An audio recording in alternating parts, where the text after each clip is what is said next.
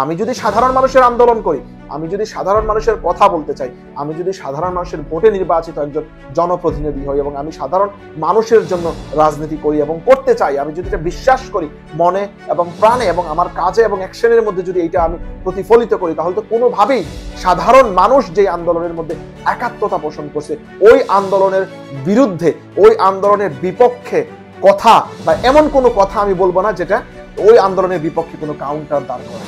এইটাই কিন্তু বর্তমান এই সরকার করতেছে। কারণ এই বর্তমান সরকার এই ভারতের যে আগ্রাসন, ভারতের যে আপনার মানে দয়া, ভারতের যে আপনার মানে ডিটারমাইন করা যে আপনার ধরেন সিলেবাস দেওয়া বাংলাদেশের সরকারকে, এই সিলেবাস অনুযায়ী কিন্তু বাংলাদেশের সরকার আপনার বাংলাদেশ পরিচালিত করতে। এট দ্য সেম টাইম আমি আপনাদেরকে ভারত সম্পর্কে আরেকটা জিনিস বলি, সেটা হচ্ছে আপনারা জানেন যে স্বয়ং জাস্টিন ট্রুডো, কানাডিয়ান প্রধানমন্ত্রী স্বয়ং জাস্টিন ট্রুডো একজন শিখ নেতা হত্যার দায় সরাসরি ভারত সরকারকে দিছে।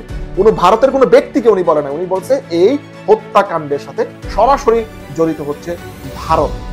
বাংলাদেশের সাথে বর্তমানে যেই বিরোধিতার সম্পর্ক চলতেছে, সাধারণ মানুষ যে এই ইন্ডিয়ার বিপক্ষে অবস্থান নিছে, এই অবস্থান যদি সরাসরি আপনার চলমান থাকে আগামী জাস্ট কয়েকটা বছর, তাহলে কিন্তু ভারতের কোনো অবস্থান আমাদের বাংলাদেশের মধ্যে থাকবে না এবং ভারত আলটিমেটলি কিন্তু এই বাংলাদেশ থেকে জয় বাংলা হয়ে যাবে। এবং ভারতীয় পণ্য বয়কট এটা হতে পারে আমাদের আন্দোলনের প্রথম ধাপ। So regardless whether you believe in any political party or whether you have any political belief or not, my dear brother and sister, I would say please join in this campaign. আসসালামু আলাইকুম ওয়া রাহমাতুল্লাহি ওয়া বারাকাতুহু। আশা করি সবাই ভালো, সুস্থ এবং নিরাপদে আছেন। আজকে অনেক দিন পর বয়কট ইন্ডিয়ান প্রোডাক্ট নিয়ে কথা বলতেছি, কারণ বয়কট ইন্ডিয়ান প্রোডাক্টের একটা নতুন ডেভেলপমেন্ট হয়েছে। বয়কট ইন্ডিয়ান আন্দোলনের ক্যাম্পেইনের অংশ হিসেবে ইংল্যান্ডের মধ্যে আপনার ইন্ডিয়ার হাই কমিশন লন্ডন সেন্ট্রালে, ওই হাই কমিশনের সামনে দুইটা আপনার প্রোগ্রাম হয়। একটা ছিল 22nd, আমি হতভাগা একটার মধ্যে পারি না যাওয়ার জন্য। অনেক ইচ্ছে ছিল 22nd যেটা, ওইটার মধ্যে অ্যাটেন্ড করার জন্য আমার একটা গুরুত্বপূর্ণ কাজ ছিল, যার কারণে আমি ওই দিন যেতে পারি নাই। অনেক ইচ্ছে ছিল, আগে থেকে আমি প্ল্যান করে রাখছিলাম, বাট আমি পারি নাই যাওয়ার জন্য দুঃখজনক ভাবে। সেকেন্ড আরেকটা প্রোগ্রাম হয় যেটা সম্পর্কে আমি অবগত ছিলাম না, বাট ওই প্রোগ্রামের একটা অংশ বিশেষ আমি আপনাদের সাথে শেয়ার করব, দেন আমি আমার মূল কথায় ফিরে আসবো।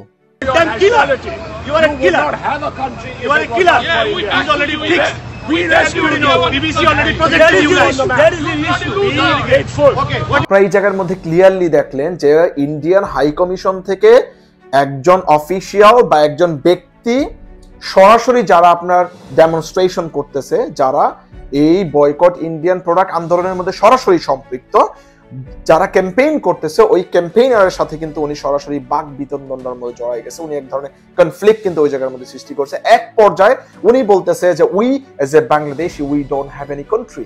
সি দ্য কত বড় কথা উনি বলছে যে we don't have any country. আপনারা জানেন যে ওই আপনার যেই এম্বাসি আছে, এই এম্বাসি কিন্তু সরাসরি রিপ্রেজেন্ট করে আপনার ইন্ডিয়ান বর্তমান যে কনস্টিটিউশন, ওনাদেরকে কিন্তু রিপ্রেজেন্ট করে বা ইন্ডিয়াকে কিন্তু রিপ্রেজেন্ট করে। So that's what actually currently Indian thinking about Bangladesh, my dear brother and sister. তার মানে হচ্ছে এই যে আন্দোলন, বয়কট ইন্ডিয়ান প্রোডাক্ট আন্দোলনের যে ট্রাকশন, যেই আপনার ধরেন র্যাম্পেজ, হ্যাঁ, বা ধরেন এইটার যেই হিট, এটা কিন্তু চারদিকে ছড়িয়ে পড়ছে এবং এটা অলরেডি স্প্রেড হয়েছে পৃথিবীর আনাচে কানাচে ছিটিয়ে থাকা। আপনারা কি কখনো কল্পনা করছেন যে যেই মানুষগুলি বিশ্বের বিভিন্ন জায়গার মধ্যে সেটেল কিছু মানুষ আছে, বাংলাদেশের মানুষজন, বাংলাদেশে বা বাংলাদেশি বংশোদ্ভূত কিছু মানুষজন পৃথিবীর আনাচে কানাচে ছিটিয়ে আছে, ওরা কখনো বাংলাদেশের পলিটিক্স নিয়ে ইন্টারেস্ট হবে? আমরা কিন্তু এটা কখনোই কল্পনা করতে পারি না। বাট বাংলাদেশের পলিটিক্স নিয়ে ওনারা হয়তো বা ইন্টারেস্টেড না, but they are actually interested about conflict in between India and Bangladesh. যে এই যে আপনার নির্বিচারে গুলি করে মানুষ মারতেছে, ঠিক কয়েকদিন আগে আপনারা দেখছেন যে বিএসএফ আমাদের বাংলাদেশের মানুষকে ওনারা ধাওয়া দিয়ে ওনারা পিছন থেকে গুলি করতে করতে ওনাদেরকে আপনার বাংলাদেশের সীমান্তের ভিতরে নিয়ে আসছে। এত বড় স্পর্ধা, এত বড় আপনার সাহস এবং এত বড় দুঃসাহস বর্তমানে বিএসএফ কিন্তু বাংলাদেশের সাধারণ মানুষের দিকে আপনার দেখাচ্ছে এবং বাংলাদেশের সাধারণ মানুষের উপরে ওনাদের যে আপনার স্ট্রিম রোলারটা নির্বিচারে যে গুলি করা, এই গুলি করা কিন্তু এখনো পর্যন্ত অব্যাহত আছে। এবং বর্তমান যে দামি সরকার আছে, দামি প্রধানমন্ত্রী আছে, ওনার এমন কোনো কূটনীতি নাই যেই কূটনীতি দিয়ে বা যেই কূটনৈতিক ভাবে উনি এই সমস্যার সমাধান করতে পারে।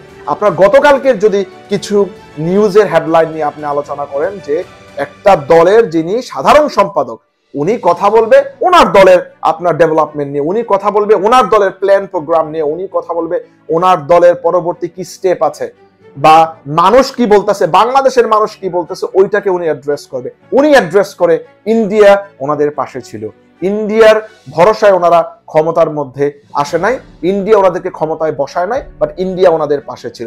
মানে মূল কথা, সোজা কথা, ঘুরে ফিরে যে ইন্ডিয়ার যে আপনার হৃষ্টপুষ্টতায় এই বাংলাদেশের সরকার বর্তমানে ক্ষমতার মধ্যে টিকে আছে। এবং এই কথাটা এই সরকারের সাধারণ সম্পাদক, এই সরকারের প্রধানমন্ত্রীর পরে সবচেয়ে পাওয়ারফুল যে ব্যক্তিটা সাধারণ সম্পাদক, এই লোকটা এই ধরনের আবল তাবল কথা কিন্তু আপনার বলে যাচ্ছে কন্টিনিউয়াসলি আপনার মিডিয়ার মধ্যে, যা সরাসরি বাংলাদেশের এই সার্বভৌমত্ব, এই যে বাংলাদেশ স্বাধীন হয়েছিল, সাম্য, মানবিক মর্যাদা, সামাজিক ন্যায় বিচার, এবং বাংলাদেশ যে আপনার পৃথিবীর বুকে আপনার পরিচিতি পাইছিল, যে বীরের জাতি হিসাবে যে পরিচিত পাইছিল, যে ভাষার জন্য নিজেদের সম্মান, নিজেদের সার্বভৌমত্বকে রক্ষা করার জন্য একটা জাতি যখন আপনার অস্ত্র হাতে তুলে যুদ্ধ করে, ওই জাতি মানে কি পরিমাণ ওর ভিতরে বা এই জাতির মধ্যে কি পরিমাণ বীরত্ব আছে, এটা কিন্তু এই পৃথিবী একবার টের পাইছে। এজ এ রিজল্ট কিন্তু আমাদের 21 ফেব্রুয়ারি বাংলাদেশে যে আপনার মাতৃভাষা দিবস হিসেবে আমরা পালন করি, এটাকে কিন্তু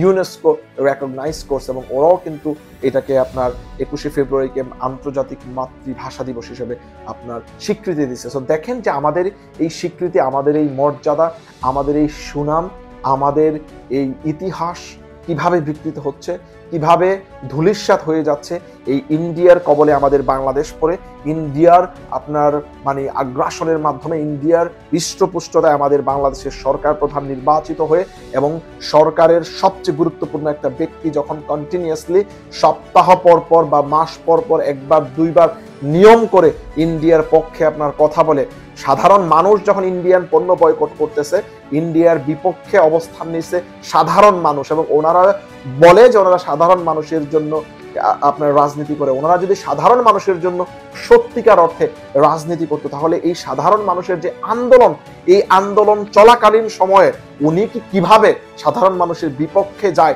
এরকম একটা কাউন্টার দিতে পারে? আমার খুব সিম্পল একটা প্রশ্ন হচ্ছে এটা, আমি যদি সাধারণ মানুষের আন্দোলন করি, আমি যদি সাধারণ মানুষের কথা বলতে চাই, আমি যদি সাধারণ মানুষের ভোটে নির্বাচিত একজন জনপ্রতিনিধি হই এবং আমি সাধারণ মানুষের জন্য রাজনীতি করি এবং করতে চাই, আমি যদি এটা বিশ্বাস করি মনে এবং প্রাণে এবং আমার কাজে এবং অ্যাকশনের মধ্যে যদি এটা আমি প্রতিফলিত করি, তাহলে তো কোনোভাবেই সাধারণ মানুষ যে আন্দোলনের মধ্যে একাত্মতা পোষণ করছে, ওই আন্দোলনের বিরুদ্ধে, ওই আন্দোলনের বিপক্ষে কথা বা এমন কোনো কথা আমি বলবো না যেটা ওই আন্দোলনের বিপক্ষে কোনো কাউন্টার দাঁড় করায়। এইটাই কিন্তু বর্তমান এই সরকার করতেছে, কারণ এই বর্তমান সরকার এই ভারতের যে আগ্রাসন, ভারতের যে আপনার মানে দয়া, ভারতের যে আপনার মানে প্রিডিটারমাইন করা যে আপনার ধরেন সিলেবাস দেওয়া বাংলাদেশের সরকারকে, এই সিলেবাস অনুযায়ী কিন্তু বাংলাদেশের সরকার আপনার বাংলাদেশ পরিচালিত করতে। এট দ্য সেম টাইম আমি আপনাদেরকে ভারত সম্পর্কে আরেকটা জিনিস বলি, সেটা হচ্ছে আপনারা জানেন যে স্বয়ং জাস্টিন ট্রুডো, কানাডিয়ান প্রধানমন্ত্রী, স্বয়ং জাস্টিন ট্রুডো একজন শিখ নেতা হত্যার দায় সরাসরি ভারত সরকারকে দিছে। কোনো ভারতের কোনো ব্যক্তিকে উনি বলে না, উনি বলছে এই হত্যাকাণ্ডের সাথে সরাসরি জড়িত হচ্ছে ভারত। ভারত কিন্তু বলছে, নট ভারতীয় কেউ, বলছে সরাসরি জড়িত হচ্ছে ভারত। এবং ওনারা 3 জনকে গ্রেফতার করছে, এবং কোন 3 জনকে গ্রেফতার করছে ওই তথ্যটা পর্যন্ত ভারতের সরকারকে কানাডিয়ান গভর্নমেন্ট দেয় নাই। তার মানে আপনি বুঝতে পারতেছেন যে ভারত মোটামুটি পৃথিবীর গণতান্ত্রিক যে রাষ্ট্র আছে, গণতান্ত্রিক যে শক্তি আছে, ওদের কাছ থেকে এক ধরনের বিতাড়িত।